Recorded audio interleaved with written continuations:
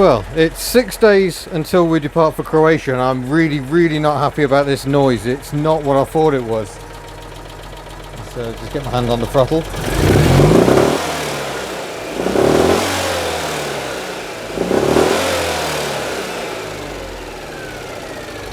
I don't like it. I do not like it at all. I don't like the smell I'm getting. I don't like the fact that I can feel that noise through the throttle pedal. That I don't like. I don't like the fact she seems to be down on power. First thing I'm going to do is just whip the wing off and have a look, check the exhaust system thoroughly. Just check for, I mean, she sounds fine on tick over. It's only when you rev it, you get that rattling. It's a really hard rattling sound. And I don't think it's the heat exchanger. You can get rattles from those where that section comes free from the exhaust pipe. I don't think it's that. Might check there isn't a hole in the pipe going on inside the heat exchanger. But I think I'll go for a bit of windscreen washer pipe in the ear and poke around and just see if there's anything going on. But it feels to me like it's coming from the engine itself, which I do not like. Alright, let's have a listen. No, not convinced that's exhaust. Pressure check time, keep an eye on that for me.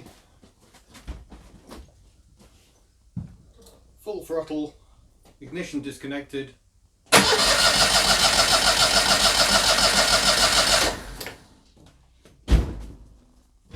Ignition off. Well, you got the news before I did. 180. That's encouraging.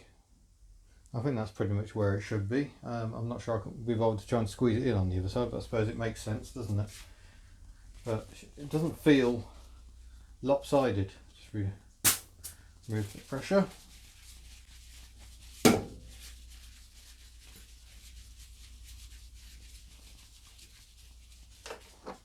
That does make me feel better though, because I was worried she'd had a partial seizure or something and was yeah, starting to feel down on power. I may have dreamt that. It may just be the horrible noises making me lift off.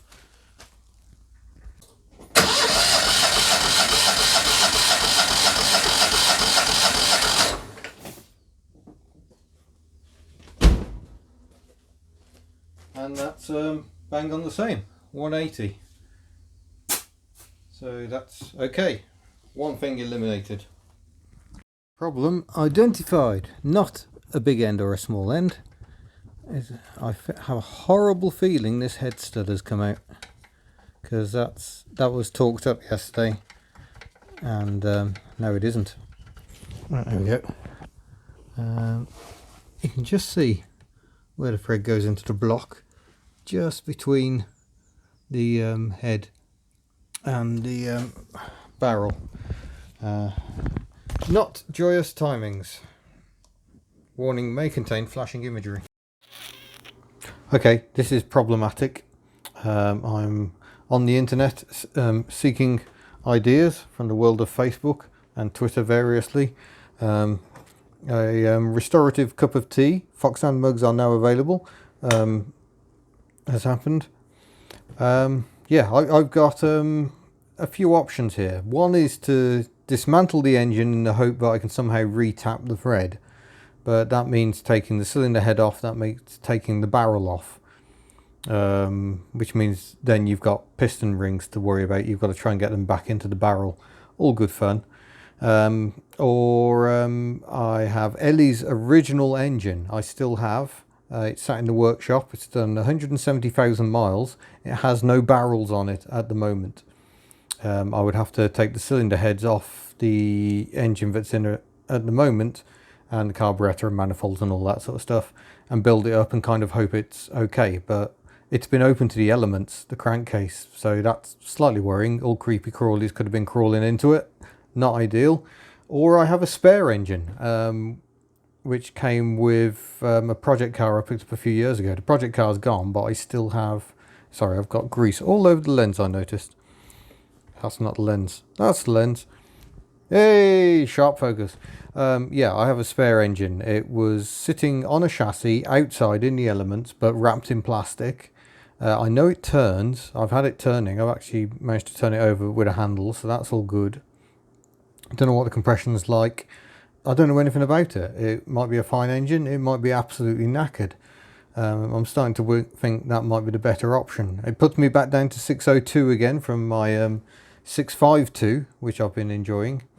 But yeah, maybe that's the best option. And we're going to be getting into doing an engine change. The joys. Either way, I think more dismantling is going to have to occur. This is not how it was meant to pan out. Right, I think decision has been made that engine swap is going to be the way forward. There is my spare engine sitting in that pile of rubbish over there in the corner. Like I say, it's pretty much entirely unproven. I've no idea whether it works or not.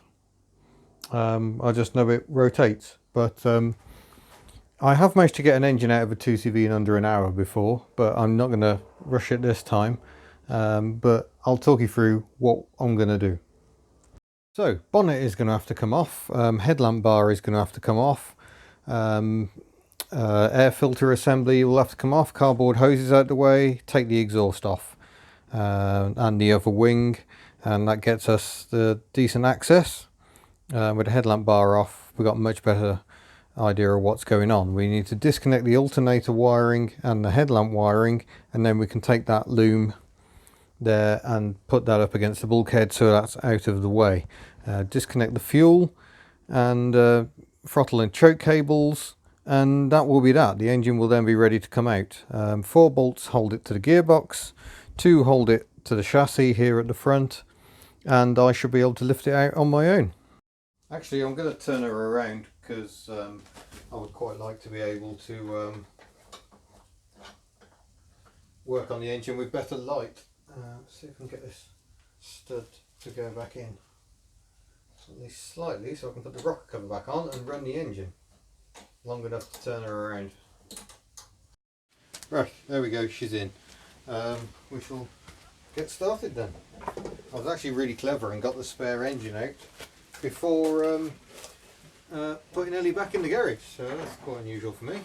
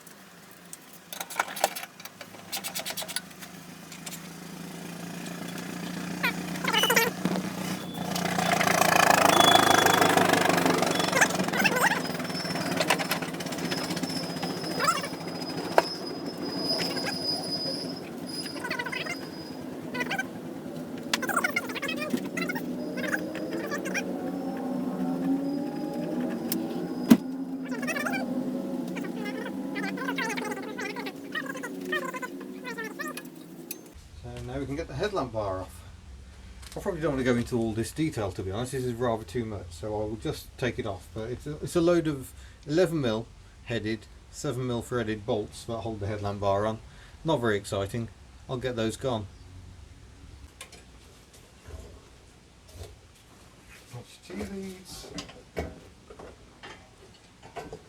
There we go. There used to be a metal clip for you to put the loom in. If your 2CV still has that, then don't use it. I cable tie the wiring because the metal clip rubs through, and then you get 12 volts hitting a metal clip and earthing out and causing fire. Generally considered bad news. Can anyone see where I put the 11mm spanner?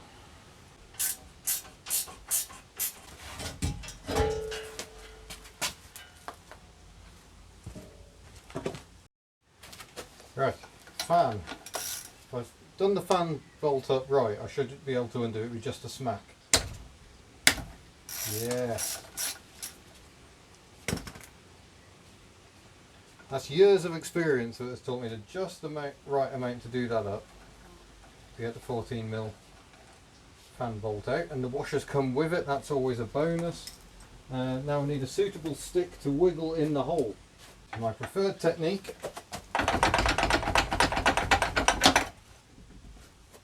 it may not work today. Now let's give it a couple of whacks. Never at the start of dog.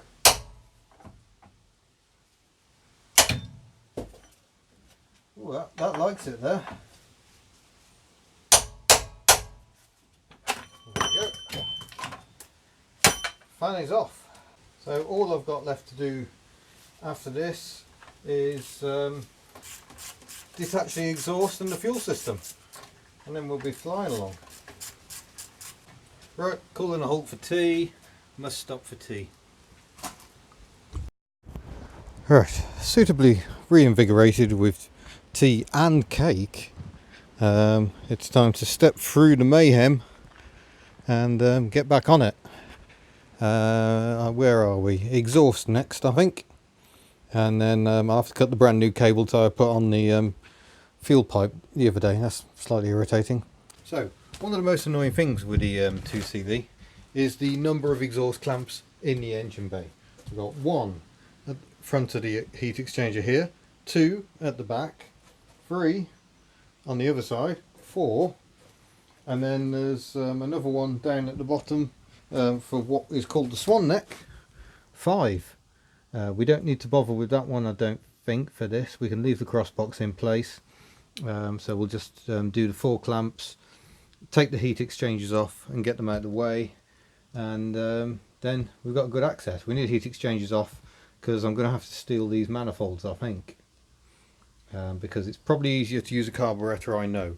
What I could really do with doing is finding the original carburettor jets, because those are far too big for a 602. I mean, they're pretty big for a 652, to be honest, according to most people. So yeah, anyway, enough talking, more undoing. The heat exchangers are free. They can be added to the pile of stuff which is no longer on the 2CV. Grand. Oh, all this petrol going to waste, which I'm probably obscuring entirely, but there it is. Just emptying out the fuel filter and the pipe run up to the carburettor. God, we're getting close now. There we go.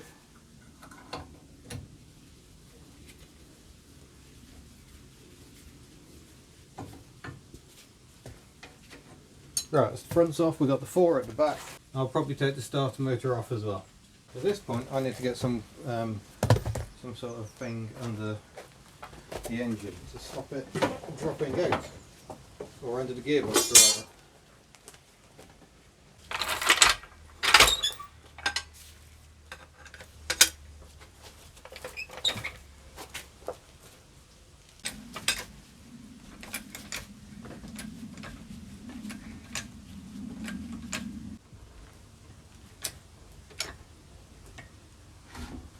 Oh, there we go.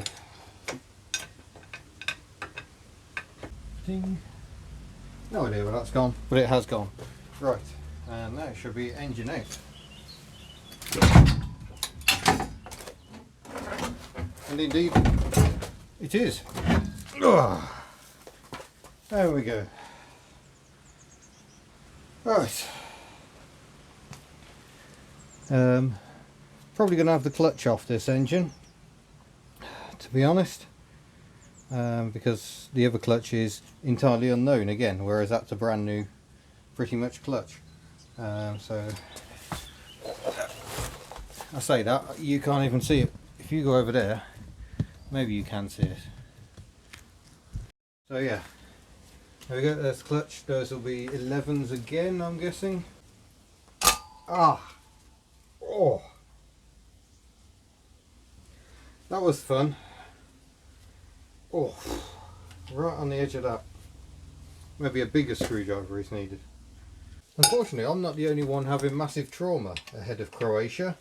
A friend of mine has had an unfortunate crash in hers. An Audi pulled out in front of her, and yeah, that was not very good news for her 2CV. So that's currently all smashed up many miles from her home, and she isn't due to set off on Friday like I am, but nonetheless, you know, there's pretty much a month until the event, and yeah, we're struggling a bit. 2CVs are dropping like flies. Right, as George ambles past, I'm swapping the studs because the nuts are pretty seized on the old studs. They don't seem to want to come off. So just going to wind the studs in on the back of this engine, and yeah, very rusty clutch on the new engine. Well, you wouldn't call it pretty. It's quite a bit of surface rust even after I've taken a bit of emery to it. But that flywheel was exactly the same when I fitted that engine to Ellie 10 years ago. I think I put that engine in and then took it out again after a bit, and then I put it back in again. So I think it'll clean up. I don't really care at this point. The point of doing things properly has long since buggered off. I'm just going to stuff the clutch in, which is a fairly new one, so there's a nice bit of meat on it, and hope for the best. The old one wasn't too bad actually. Actually no, the old one was quite bad. Looking at it, yeah, quite badly worn. Oh, I really should have got the engine hoist out, but here we are.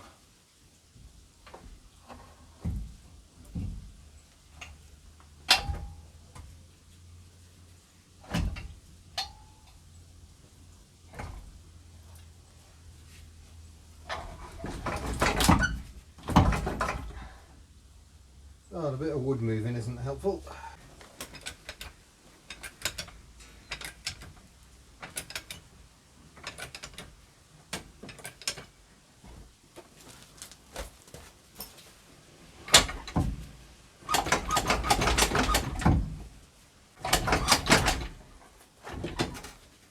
Oh, would you believe it? That was it. That was a bit different to the Fox. Wow. Be very glad you can't smell me now. Will it turn?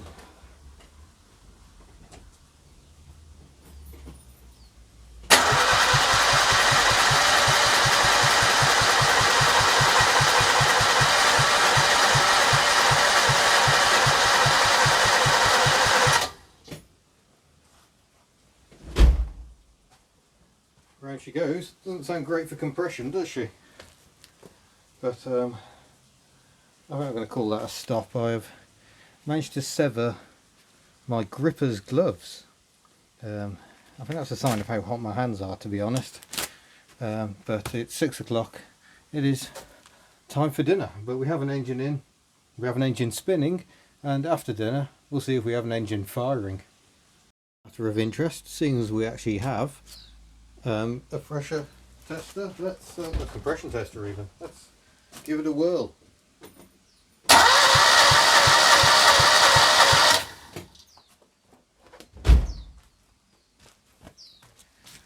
Yeah, 60 is not very high, is it? Let's see what the other side says.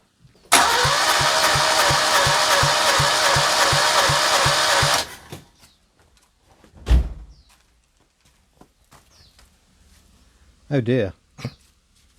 Well, it's interesting, that doesn't seem to have any compression at all, but that one's chuffing away. You can see it puffing out the exhaust, but we're getting no compression at all. That's a bit peculiar. Throttle is wide open. I haven't got a return spring attached yet. Yeah, that suggests there might be a stuck valve going on, but there can't be because it's chuffing. I find that most peculiar. I think we'll rig up a rudimentary ignition system and give it a go anyway.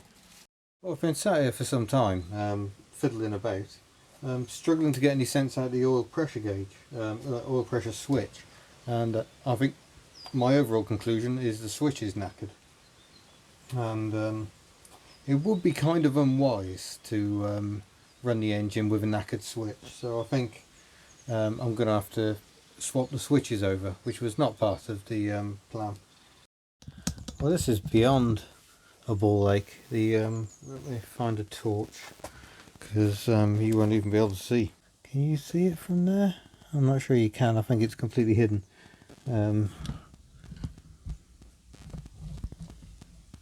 Oh, there you go. There's the pressure switch. Completely buried by absolutely everything. Got a brake duct there. This cowling's getting in the way, I think. What a pig. George, I've told you, your dinner's upstairs. Shut up. There we go. I think it just fell out. Where did it go? No, it didn't just fall out. Oh no, there it is. Still floating around. Oh no, there's other things floating around in there. Oh, that's the wiring. Yeah, well, oh there it is. Insulator block. So yeah, I've got a spare one of those.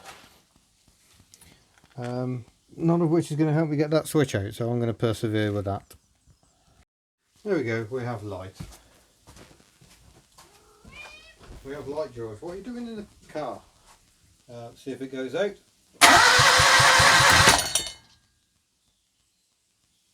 Will it come back on?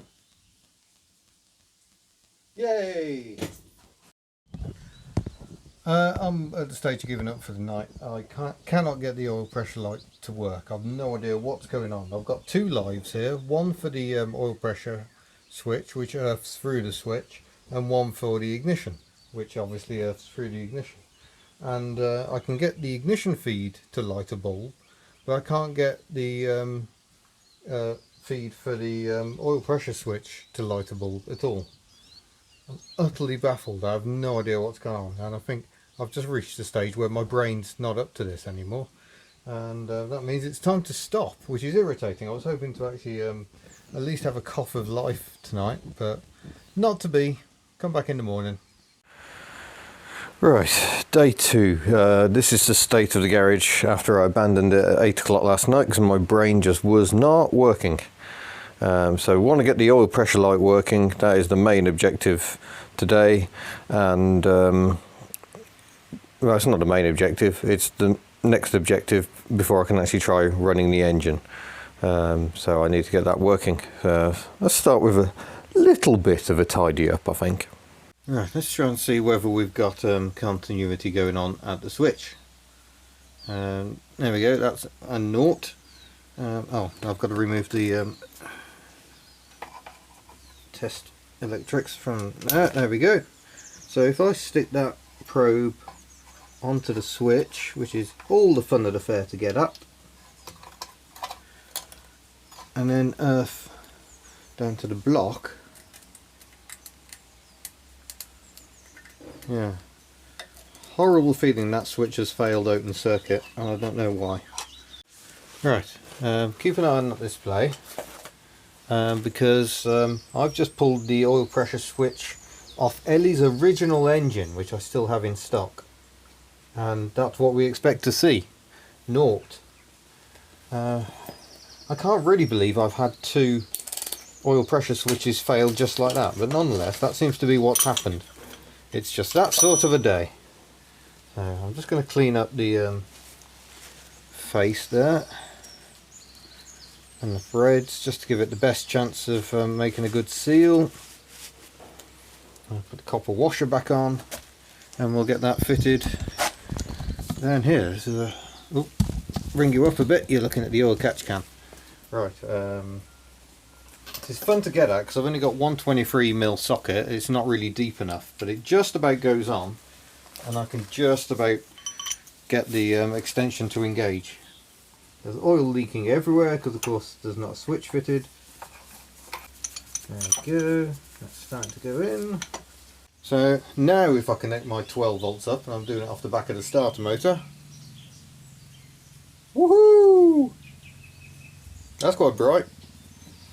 Right, so now all I've got to do is work out which wire it should be on the loom and connect it up and try not to break anything.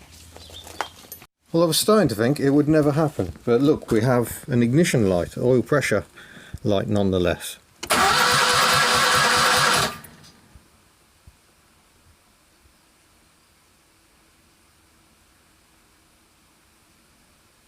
Ooh, that's holding pressure a very long time, but nonetheless, finally it feels like we can Oh, come on, sort your focus out.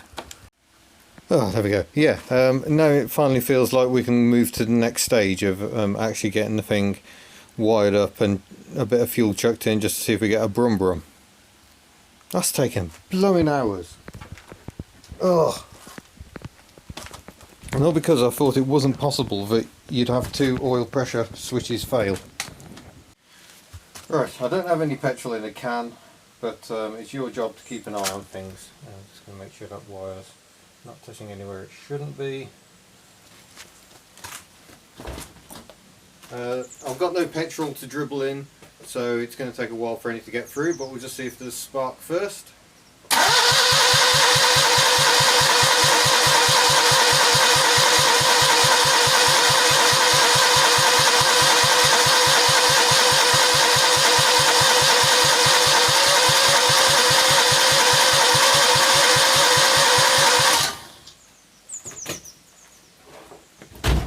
I think that looked like spark. Did that look like spark? Let's have a look at the playback.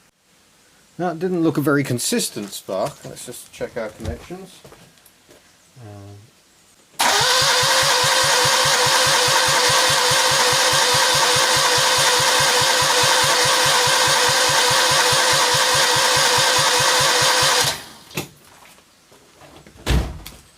We seem to have lost spark.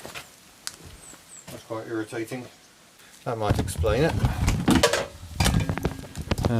See the points gap there? Look at the size of that. That's meant to be 0.6 mil. So we'll start by adjusting that up. I will need a screwdriver for that. Remember what spanner size that is. That's 17, is it? That'll be convenient. Of course it is on a 17. See if this combo works. Oh yes. That is starting to come undone. Handy screwdrivers that allow you to get a ratchet spanner on the end, so you can get more leverage and then focus on getting the weight on what you're attacking. That screw is done. Get the gap down. I think that's where it should be. Back to keeping your watching brief of the sparkometer. That's why I'm going to call that now. Let's make that cooling fan. We don't need the fan connected. We don't need the points cover on. Points cover wasn't even on, so that's fine. Ignition is on.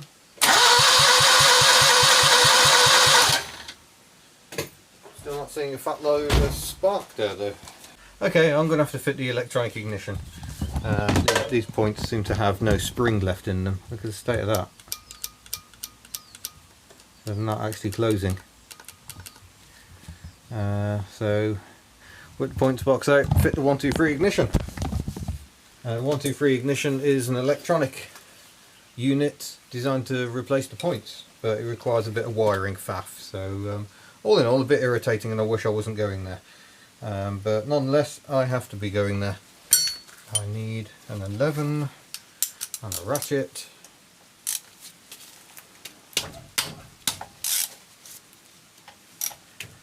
Oh, ow. This bonnet catch is a right pain and completely in the way. This is going to end up being a very long video. It might have to be more than one part, you know.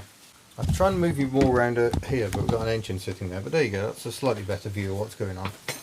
So, yes, there's the points box, looking all merry as anything there. But what we actually need is it to come free. And it's not doing that. Oh no, it's starting to come, I think. Yeah, there we go. Right, so points box off, detach the wire. That's the points box out. No distributor, fires on both cylinders at the same time. And we also need to get the advance weights out. So we pull that plate out.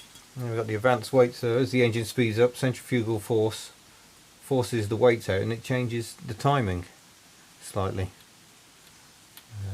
But we don't need any of that in there, that's all in our way. A tiny little circlip here. Well, that was a palaver, but I eventually managed to get the circlip off. Now I need to fit these tiny magnets to the posts here, so the 123 ignition has got something to read. Clean some of the crap out, but it's been living in there. Then we can fit the 123. Oh yeah, I forgot the complication that, yeah, well, I might just leave that. Oh no, I can't, because, yeah, okay, that's going to have to come off. That's the oil pressure pipe feed wiring. Now it needs to come out because it has to be merged with the 123 wiring. In other words, not one thing is simple, ever. Let's see if I can get this grommet out.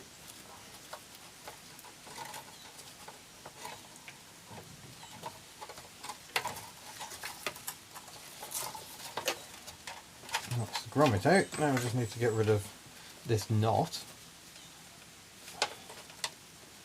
I tie a knot to stop the wiring. They're getting caught in the fan, I think. Not that I've ever had that happen. I don't put a knot in like this. It's times like this you wonder whether you shouldn't just make all the wiring for the oil pressure switch yourself.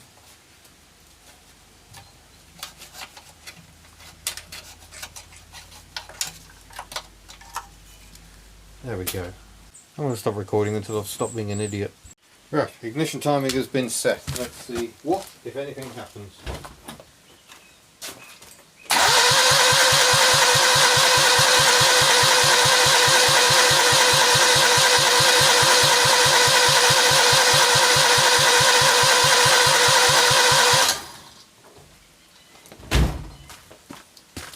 I can definitely smell petrol coming through.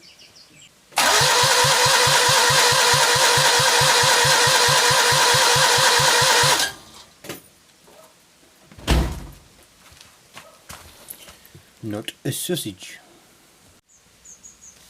It's been a while since these have been off.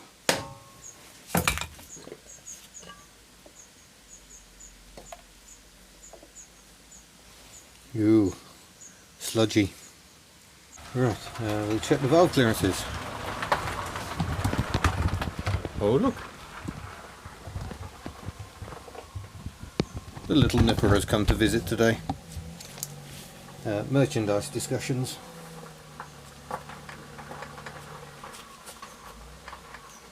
There's some gap going on.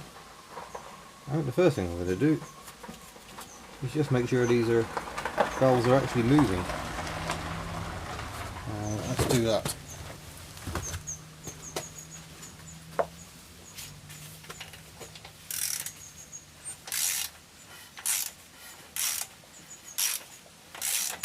Oop, fell off. Yeah.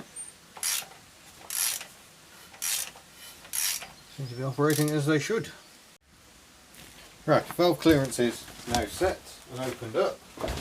All valves operating. We seem to have ignition. We've got fuel. Are we going to get brum brums?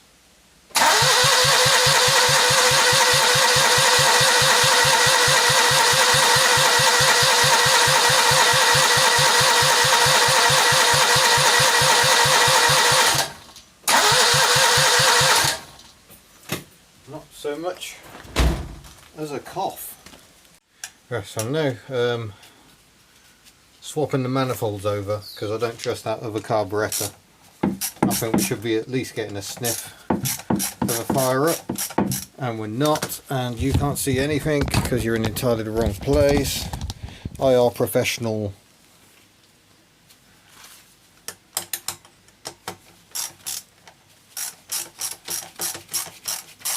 Can't really see a lot there either. There's an orange blur. I've gone back to the grippers. I've actually used all my grippers up now. My last pair succumbed during the engine removal, but this pair have been used before.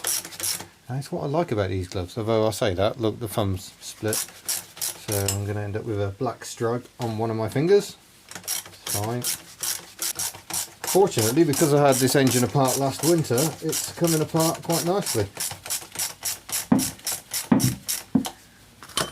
Right, so we're on the known good manifold now. It's only loosely fitted into place. Let's see if that makes any difference.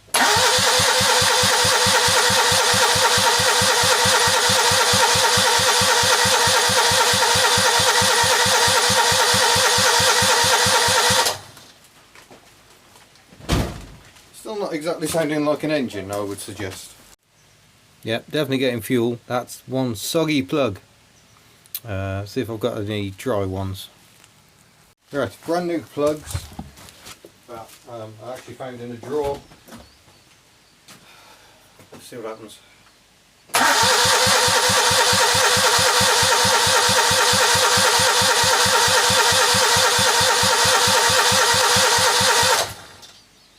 Right, different coil. Running out of options.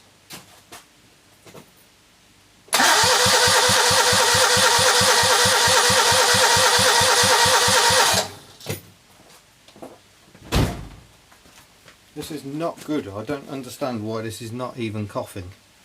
We're not even getting a sniff of firing up. I'm sorry I didn't film it, but the compression is definitely up. We're about 120 both sides, which is a lot better. It is noticeable that both sides are drifting away though. They can't maintain that pressure, which suggests the valve seats are probably a bit iffy. That's not surprising on an engine that's sat this long. They should clean up once the valves start smacking back and forth. But yeah, it confirms everything's working. So why won't she run? Right, now we've got a hint of easy start in each cylinder to start with. Let's see if that does anything.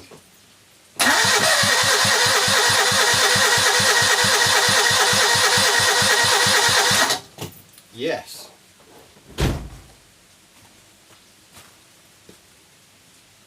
So we have got firing going on. Is it just that we're not getting the carburettor settings right? I'm trying various amounts of choke. Oh, she just blew an epic smoke ring.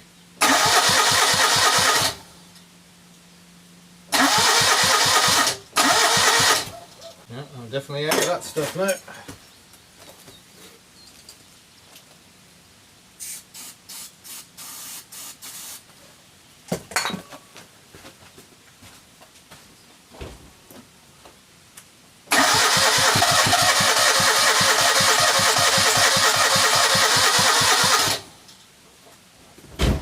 Oh, she nearly went on that, the carb cleaner.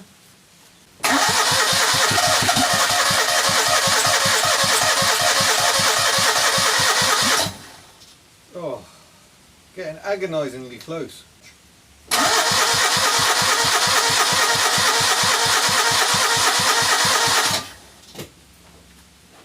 And now I'm starting to lose the battery. Camera mode. Because the smoke from here is amazing.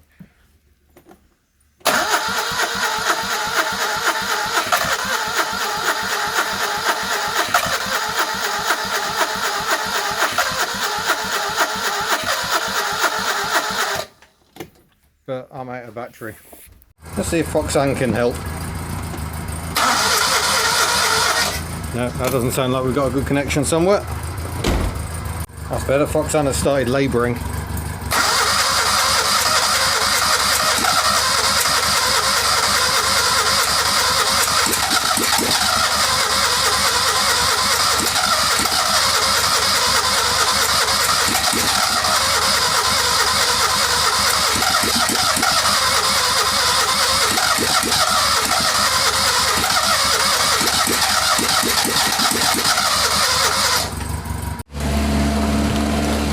More revs is what we need, I reckon.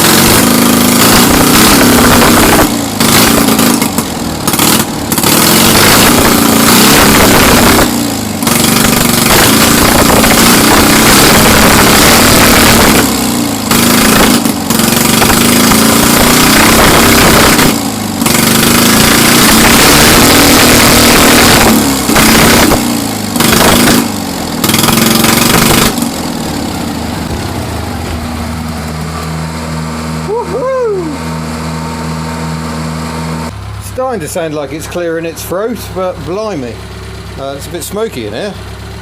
Hurrah!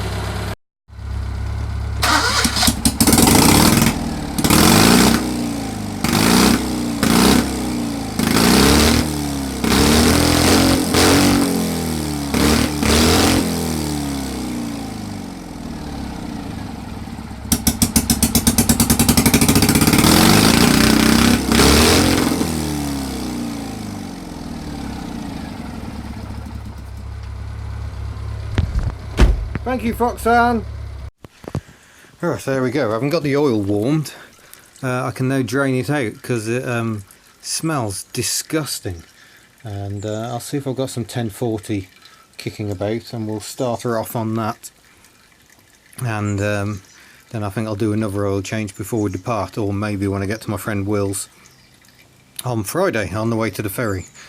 Still an awful lot to do. The manifold's got to come back off again because I need to replace the cowling, because I mean, look at that, the cowling's entirely missing at that point. So yeah, that needs changing, and I need to think about what else I want to swap. I might want to swap the breather over because that one's ancient. I imagine the rubber inside is completely dead. I've got to clean the oil cooler out. I'm wondering about changing, yeah, I think I will, these oil feed bolts. Because last thing I want is those going. That would be major bad news. That means having to get the cowling off. So there's still a lot to do. We're not entirely out of the woods yet, but I shall keep on keeping on.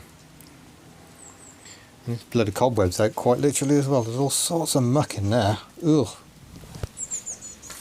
Yuck. So yeah, I shall keep doing. I've also got better gaskets on this engine. I've literally just thrown, the use of the word literally too much, but I have just thrown the manifold on there. I don't think I've even got gaskets on the inlets because they're a right faff. So that inlet manifold is pretty much just resting there, just for proof of concept. But we've proved she runs. Now it's time to prove that she can have some TLC. With that drained, we'll then take the rocker covers off. Or I might get the cowling off and then do the rocker covers, because that one's rather in the way, and because they're full of icky oil as well. Ugh. Oh, well, the swap over continues, swapping all the bits over. Basically I've got to strip that engine back down to the bare cowling and build it up again with bits robbed from that engine and other bits I've got laying around. But I think I'm going to call that one a halt there. Because I need to leave some time for video editing at some point. So yeah, so this is Monday afternoon. We depart on Friday. The car still looks like this. There's still a lot to do, but we're an awful lot closer than we were. And yeah, I'm putting my faith in a completely unknown engine for a 4,000 mile drive to Croatia. You better stay tuned because I think it's going to be interesting. So I shall say thank you very much for watching.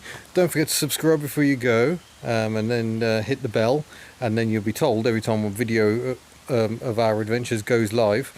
And yeah, I shall see you in a future video. Farewell.